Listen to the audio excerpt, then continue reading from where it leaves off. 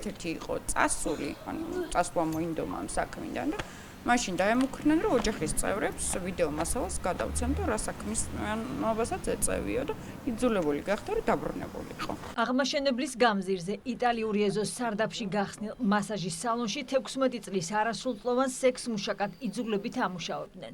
ადგილობრივების თქმით, ბრალდებული მამაკაცი, რომელიც პოლიციამ დააკავა, მიმდებარე ტერიტორიაზე რამდენიმე ობიექტს ფლობდა და უკანონო საქმიანობაში სხვადასხვა ასაკის პირები ჰყავდათ ჩართული.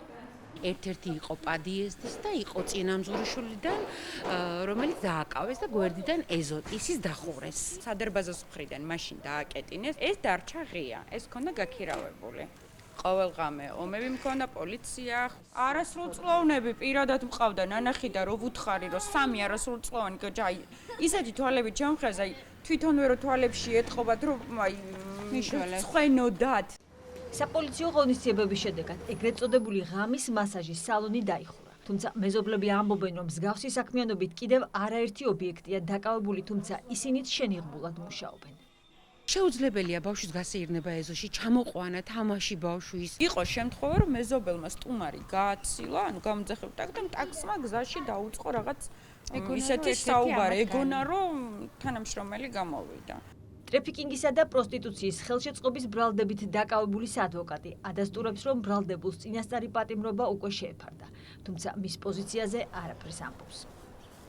ინტერვიუ უნდა მივიცე თუ არა ზოგადად საქმესთან დაკავშირებით, ეს მასთან არ შემითანხმებია.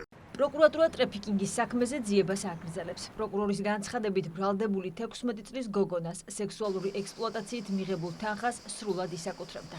ბრალდებულმა სექსუალური ექსპლუატაციის მიზნით გადაიბირა და სამუშაოდ დაიქირავა წინასწარი შეცნობით 16 წლის არასრულწლოვანი.